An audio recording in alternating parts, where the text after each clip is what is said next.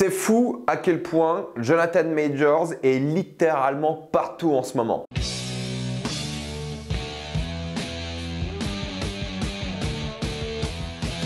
Creed 3. Comme d'habitude, jusqu'à la minute indiquée dans le titre de la vidéo, il n'y aura pas de spoilers parce que vous êtes tranquille, après on va tout spoiler. Creed 3 est l'histoire d'Adonis Creed qui, après quelques années au sommet du monde de la boxe professionnelle, décide de prendre sa retraite. Mais malheureusement, un fantôme du passé revient le voir. En effet, l'un de ses anciens amis sortis de prison veut le défier à un combat pour le titre. On est quand même face au premier film Rocky / Creed sans Rocky. Et on va en parler, mais avant, j'aimerais remercier le partenaire officiel de cette vidéo, c'est CyberGoThePen et ses 38 millions d'utilisateurs et presque 5 sur 5 sur Trustpilot. Il y a plein de films comme Creed 3 qui seront disponibles sur les plateformes de streaming bientôt. Faudra pas attendre 1 an et demi comme en France. D'ici quelques mois, voire quelques semaines, il sera disponible sur la meilleure plateforme de streaming, HBO Max, que vous pouvez vous-même avoir. Connectez-vous avec un pays de l'Union Européenne qui l'a, payez avec l'Apple Store ou le Play Store et c'est bon. Il y aura même de super films comme Le Menu par exemple et des séries en 4K comme The Last of Us. Vous serez bien plus en sécurité avec un VPN, que ce soit à l'hôtel, à l'université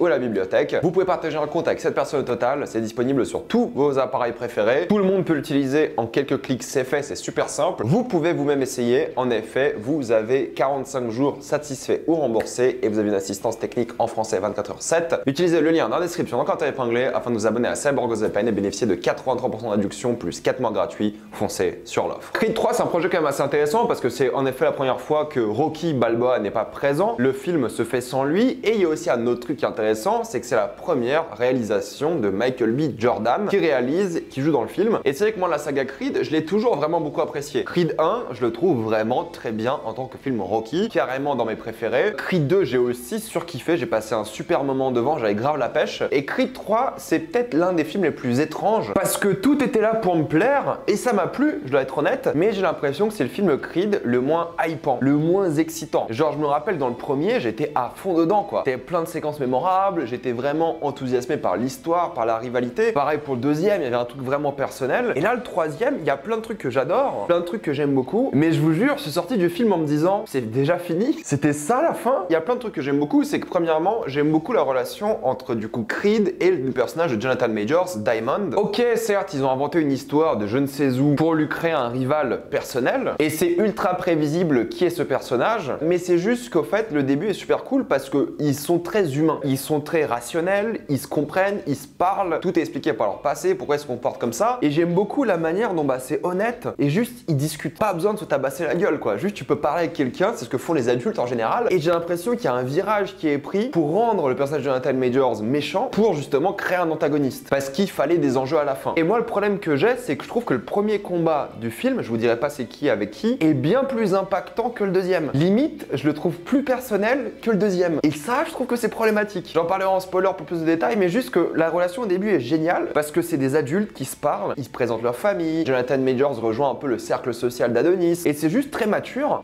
Et après, caricature, ça part dans un truc tellement évident, tellement basique, tellement attendu que c'est moins intéressant. Je sais, c'est Creed, c'est le film qui avait le grand méchant russe, je suis bien d'accord, mais juste, je suis un peu déçu parce que c'était tellement mature et complexe. Il y avait tout ce côté par rapport à Los Angeles, par rapport au fait d'être noir, par rapport au fait d'être noir et jeune et de faire de la boxe de manière plus ou moins illégale. Il y avait tout un background qui était intéressant et limite l'histoire des flashbacks qui est bien présente pour expliquer l'histoire entre ces deux personnages-là est plus intéressante peut-être. Donc je suis un peu déçu parce que c'était quelque chose qui se voulait comme complexe, comme peu caricatural et ça part dans la caricature. Et je comprends parce qu'il fallait des enjeux, fallait un antagoniste, ok, mais je pense qu'il y avait moyen de rendre ça différent tout en étant émouvant, en ayant des enjeux. Et ça m'a un peu déçu. Mais j'aime beaucoup parce que ça parle de thématiques sérieuses, on évoque justement cette jeunesse de LA rapidement, il parle beaucoup du champion de LA, tu vois que c'est un combat pour la ville en même temps. Il y a plein de plans qui montrent la ville, qui montrent à quel point ça peut être ou magnifique pour certaines personnes ou un taudis. Ça montre un peu l'inégalité entre les gens, la manière dont tu changes quand tu as de l'argent. Il y a plein de thématiques, certes de manière superficielle, mais qui sont là. Dans ce film-là, il a une fille qui est sourde-muette et du coup, il y a plein de passages du film qui sont le langage des signes. Je sais pas si c'est offensant de faire ça, mais vous m'avez compris. Donc il y a plein de moments comme ça qui sont assez matures, super cool. cool. Et le film jette tout ça à la poubelle en deuxième partie pour te rappeler que n'oublie pas, c'est un film où on va se taper sur la gueule. Et il faut parler de ça, du fait de se taper sur la gueule, parce que du coup, Michael B. Jordan réalise ce film et il a dit dans plein d'interviews, je me suis inspiré d'animés pour faire les combats. Il a tout à fait raison. Vous savez que je regarde pas beaucoup d'animés, mais bordel. C'est super drôle parce que dès la première scène de combat, il y a grosso modo 3 combats dans le film, et dont un au début qui est complètement différent et beaucoup plus court, une sorte d'intro pour te mettre en jambe, et il y a des slow motion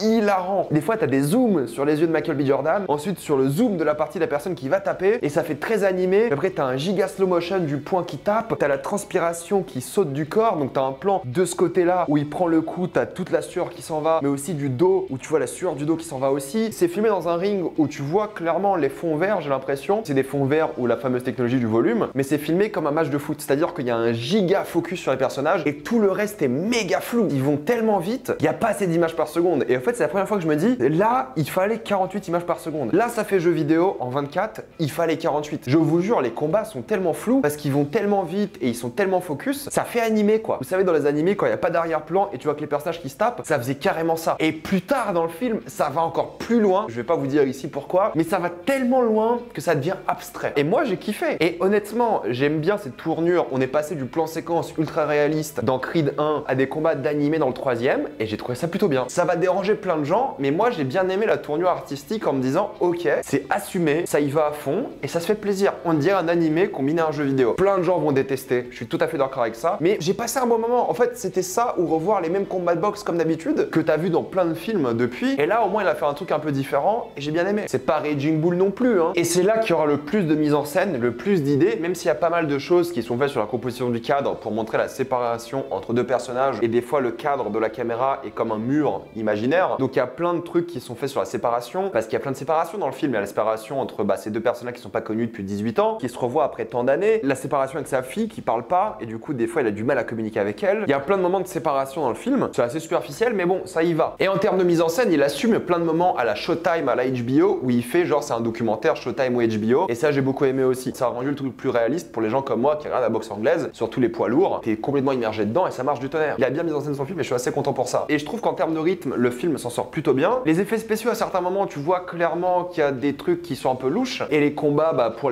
certaines personnes, ça va être génial, pour d'autres, ça va être horrible. Et il y a quelques moments qui sont peut-être un peu trop imagés. T'as un moment à Hollywood qui est un peu too much, je trouve. Et des fois, c'est presque risible. Mais c'est dur de passer un mauvais moment devant, quoi. Les 1h57, je crois, sont passés super vite me concernant. J'ai trouvé ça super divertissant. J'ai passé un super moment devant. Je trouve que la musique est vraiment, encore une fois, bien utilisée. Les décors sont certes basiques, mais la manière dont j'utilise les décors pour raconter certaines choses sont plutôt cool. Pour une première réalisation, je trouve ça vachement bien. Il s'est pas reposé sur ses lauriers en disant je vais faire comme le deuxième, on va faire un truc ultra réaliste, on va y aller à fond. Il s'est dit je vais me faire plaisir et ça marche. En tout cas pour moi ça a marché et j'ai trouvé ça divertissant. Et au final j'aime beaucoup la rivalité entre les personnages. Et pour conclure, Creed 3 est un vrai bon moment. C'est peut-être le moins bon de la trilogie, mais j'ai pas du tout boudé mon plaisir quoi. C'est solide, c'est costaud, c'est divertissant, c'est ce que tu veux voir. Il y en a qui vont détester à cause des combats. C'est certes superficiel sur certaines thématiques, mais au moins c'est plus ou moins mature, sauf à la fin où là c'est n'importe quoi. Et t'as des moments matures dans le film, j'en parlerai dans quelques secondes en spoiler, et quelques moments plus ou moins complexes. Donc voilà, je trouve que c'est le mélange de bons blockbusters entre guillemets, où tu passes un bon moment sans être prise de tête, et d'autres moments où ça réfléchit un peu plus, mais c'est juste l'équilibre entre les deux pour moi qui a pas marché. La transition à caricatural est arrivée beaucoup trop vite, et toute complexité a disparu. Mais je vous le conseille évidemment, je trouve que c'est un super moment, ça donne la pêche, t'as envie de faire du sport après comme d'habitude, mais moins que ceux d'avant. Même la séquence d'entraînement, honnêtement, j'étais un peu déçu. Je me suis dit ouais, c'est pas terrible. Alors que celle du deuxième par exemple, je vous jure, j'étais tellement à fond, je voulais aller courir, faire des tractions en même temps, c'était de la folie. Mais bon, je vous le conseille quand même et on va rapidement passer en spoiler.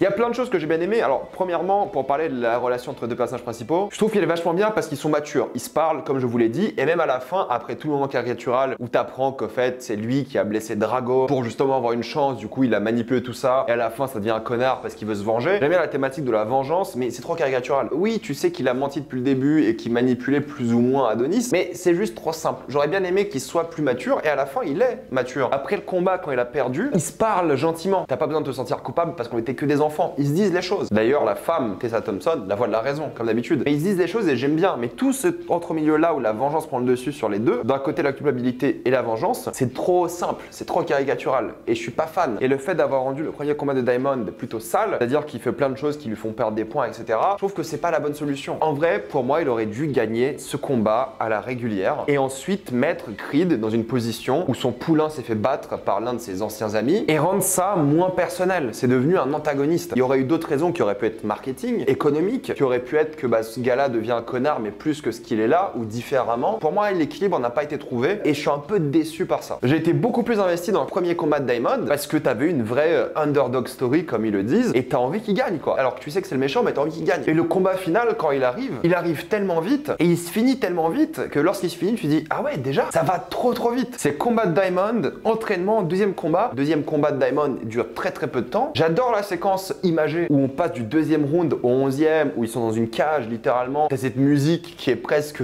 féerique. On dirait que t'as des chants de l'Odyssée qui passent. J'adore ce délire là et t'as ce moment complètement animé où ils se mettent tous les deux un coup de poing en même temps. C'est archi drôle. Moi ça m'a fait rire mais dans le bon sens du terme. Ça m'a fait sourire en mode putain il se fait plaisir, il s'amuse. Et j'ai kiffé ce moment. C'était intime, c'était puissant et j'ai compris l'idée de sauter du deuxième au dernier round dans un plan de 3 minutes. C'était stylé. Mais le combat il a aucun impact. Le dernier round est tout nul. Il est vraiment nul quoi. Il n'y a pas ce moment de relève. Il n'y a pas ce moment c'est maintenant ou jamais comme dans les autres films. Et pour moi la séquence un peu imagée aurait dû être la fin du combat. Donc le film se finit et moi je suis là bah oui c'était très cool mais ça s'est fini trop vite. Et en plus ils sont en mode bah maintenant il faut faire un quatrième film parce qu'il a encore les ceintures même s'il est cassé et vieux et il faut un nouveau challenger. Mais où est-ce qu'ils vont trouver ce nouveau challenger? Pourquoi est-ce qu'on est toujours obligé d'avoir quelqu'un de la famille? Ça aurait été cool d'avoir un challenger. J'espère dans le quatrième film il y aura un quatrième film hein, c'est sûr. Si ce film là marche bien il y aura un quatrième film. Un challenger qui sorte un peu de nulle part, qui soit pas forcément personnel. Tu sais dans la boxe il y a pas toujours de trucs personnels, loin de là d'ailleurs. Pour moi la fin est anticlimactique à fond. Je suis un peu déçu par toute la deuxième partie du film mais j'ai quand même passé un bon moment devant. Je trouve que c'est un film efficace et je vous le conseille, c'est un bon moment. Mais est-ce que c'est le plus oubliable de la trilogie? Je suis d'accord même s'il y a de très bons moments mais je vous le conseille quand même, vraiment. Je vais m'arrêter là, mettez-moi dans les commentaires ce que vous en pensez. Êtes-vous d'accord, pas d'accord, tout ça dans les commentaires. Comme d'habitude pensez à vous abonner à la chaîne pour plus de vidéos. Mettez un j'aime, ça aide beaucoup la chaîne. Suivez-moi sur tous mes réseaux et avant de quitter cette vidéo pensez à utiliser le lien dans la description, le commentaire épinglé afin de vous abonner à Cyborg VPN et débloquer toutes les plateformes de streaming en toute accessibilité et sécurité. Tout ça pour 2,03€ par mois plus 4 mois gratuits. Foncez sur l'offre et moi je vous dis à la prochaine fois. Salut à tous.